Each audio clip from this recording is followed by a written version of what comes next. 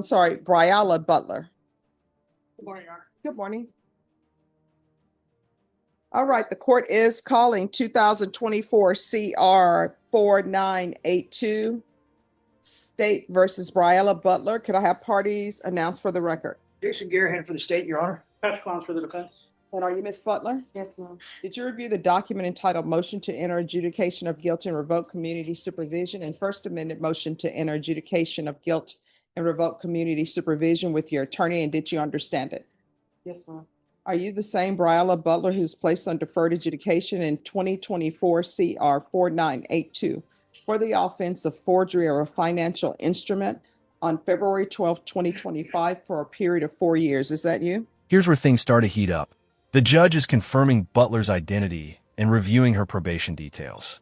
Remember, deferred adjudication basically means she hasn't been convicted yet. But if she slips up, the court can quickly turn that deferral into a full conviction. And right now, that's exactly what's on the table. Yes, ma'am.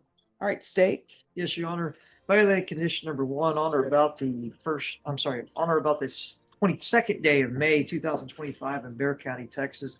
The defendant, Briella Butler, committed the offense of possession of a controlled substance, plea group 1, in violation of condition number 1.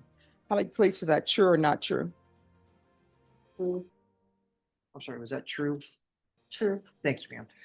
We'll waive the remaining violated condition, Your Honor. Yes, no, sir. Right, Your Honor. All right, did you understand by pleading true to violation of condition number 1, the court could find it true, grant the motion, find you guilty, and sentence you up to 2 years in the state jail facility and up to a $10,000 fine? Yes, ma'am. Knowing that, do you still wish to plead true to violation of condition number 1? Yes, ma'am. Court will find violation of condition number 1 true. Is there a proposed agreement? No, Your Honor, it's unagreed. All right, state, what are you requesting? The state is requesting adjudication of guilt. The state isn't holding back. They're recommending 18 months in state jail, pulling in 2 other pending cases as leverage. That's like stacking dominoes. One wrong move, and every case comes crashing down. Revoke for community supervision for 18 months in the state jail facility. One part of the agreement, we are taking into consideration the possession case she just pled to, which is JN 7143967. And we're also taking into consideration a county court at 2 case 2025 CC 011626, which is a failure to ID. All right, in defense, what are you requesting? Oh, Your you Honor. can't sign that. Well, this is the This is, okay. Your Honor, we're requesting that you continue her on probation, to deny the motion, and to follow the recommendation by probation to send her into the MIC unit or some other type of supervisory program with zero tolerance. I really don't normally do zero tolerance in this court because Listen closely. The judge's patience is wearing thin. I don't normally do zero tolerance. Translation: the judge has seen enough broken promises to fill a courtroom. Butler's defense is pushing for leniency, but this judge plays by results, not excuses. being on probation, you're supposed to follow the rules. So my question for you, or maybe for her, what have you done? Because you've been on probation since February. What have you done? Have you completed? You want to raise your right hand? Do you solemnly swear or affirm the testimony you give will be the truth and nothing but the truth, so help you God? Yes, ma'am. You can lower your hand, state your name for the record. Briella Butler. What have you done? I went to the 60 days NA or AA online virtual visits. I reported twice. All right, so that didn't work because you're here for a possession of controlled substance. What was that controlled substance? New methamphetamines. All right. So we know that doing the 60 days didn't work because you have a possession of meth. And how far? This part hits hard. Butler's 7 months pregnant. And when the judge points out, so what that means is you're doing drugs, the entire courtroom freezes. It's not just a legal issue anymore. It's a question of safety, motherhood, and accountability colliding in real time. How long are you in your pregnancy? 7 months. All right. So what that means is you're doing drugs. No, ma'am, I wasn't. Who did the meth belong to? DeAndre Hartley, I have an affidavit that they brought in. Mhm. It wasn't mine. I did stay at the scene when the cops came. My car, I just bought it, it was broke down, and I was at my mom's house, and cops pulled up, and when they pulled up, my friend ran off, and they immediately put me in handcuffs and searched the car. So let me just tell you right now, And the only way you're going to be continued on probation if you go into inpatient treatment. We're not doing this zero tolerance thing.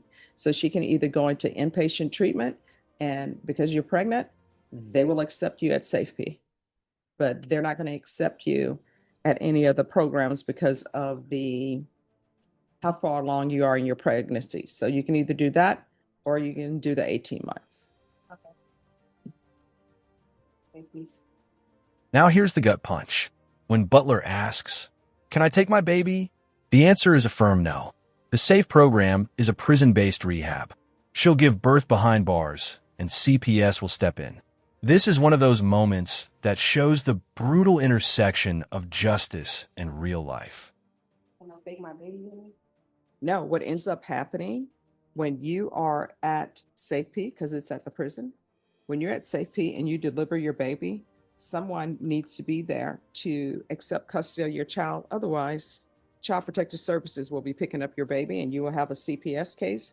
And when you're released from SAFEP, that's what will happen. You will have to do parenting classes and everything else that's required of you. And when you have somebody, if you have your mom or whoever it is to come pick up your child at the prison, they will make a determination on whether or not that person is appropriate or not.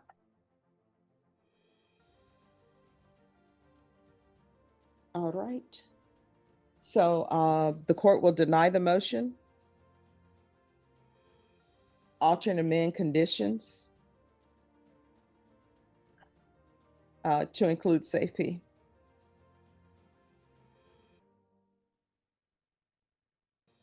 Probation, is there anything you recommend other than SAFEP? I'm sorry, what?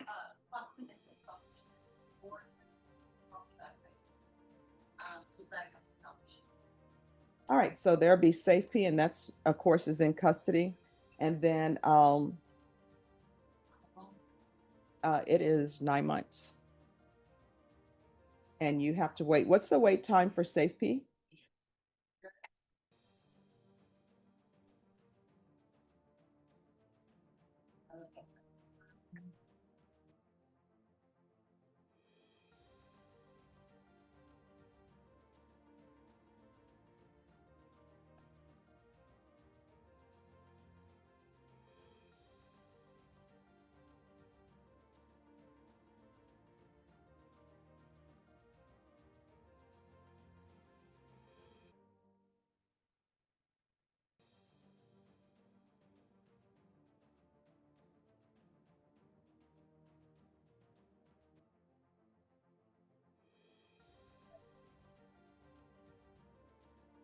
I'm sorry, what?